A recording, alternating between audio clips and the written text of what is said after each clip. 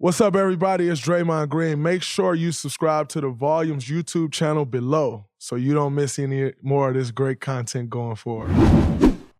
LeBron says the other day, last week or something, whenever it was, that he has one guy in the NBA right now, that a current NBA player that he wants to play with. That player happens to be you. And I know I saw the other day where you said, you laughed about it and you was like, oh, I'm good. But like, take me deeper into that. Number one, I mean, you're on that level, but like LeBron is up there in the GOAT conversation. So for him, Straight up, for him to come out and say, like, no, I want to play with Steph Curry, regardless of how the world may feel about that or how anyone may feel, in my opinion, that is like, that's one, number one, that's one of the ultimate signs of respect. That has to feel good. But then number two, like, don't get me to laugh, I'm good. Like, take me deeper into what you were really thinking when you first heard that. But so what you just said is definitely, and like we talk about all the time with Bron, especially knowing our history and the finals runs and all that, and playing against him.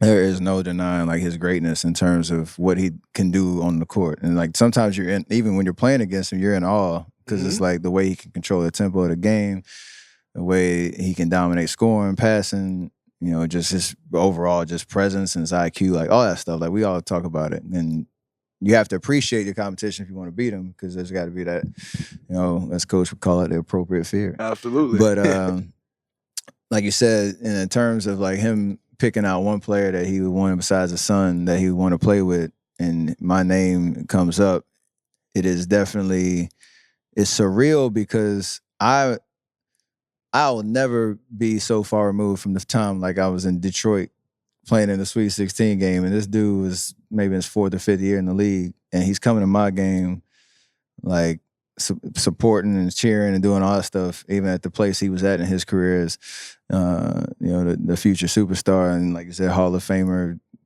potentially greatest of all time. Like, the fact that we're 13 years removed and he's saying that is still crazy. I had I don't know how people knew this. He gave me a jersey when I was in high school. Or sorry, when I was in college, at Davidson, and I still have it on the wall at my parents' house back in Charlotte. Wow. And he wrote it like to the king of basketball in North Carolina and signed it and all that. So like I'll never be too far removed from like where I came from in terms of this journey. So that's dope, and that's the surreal part. The other quick part is like, okay, if you take a fantasy draft and you're like building a team out and you got what Bron can do and the way that I can shoot the ball, like obviously there's like a curiosity, like what would that look like? But also there's a realism of like, that's why I said I'm good right now. It's just, you can never let your mind go from what you know is your situation, what is your moment, your time, and who I've been rocking with from day one. So that's my best answer at it, because it's fantasy, it's wild, but there's a respect and appreciation. There's a surrealness because of where I came from and how we first interacted back when I was in college. But if this was 2K, that'd be pretty lethal. I appreciate that answer though, because the reality is, one thing that pisses me off in this entire realm of NBA players, which is, let's face it, dominated by African Americans, is how they try to pit us against each other. You know, it's like everything him against him, compare, like, how is he compared to this guy? Oh, they just did that to I was walking up here and I was on TV on one of the talking head shows, and it was like, who has more pressure, Kyrie or KD? I said, what? What? Like, now they walk in the That's locker room. 15 minutes on TV? Like, we talk about that? Exactly. Before the playing game even started?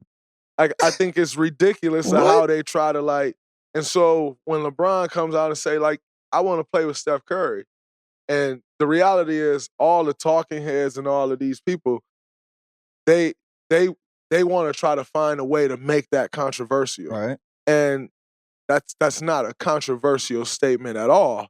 That is saying, I admire someone with my knowledge of the game, because LeBron has some of the highest knowledge when it comes to basketball, with my knowledge of the game and me understand what wins in this league, I want to play with him. Because if I can take my skill set and partner my skill set with this guy's skill set, I think it'll be unstoppable.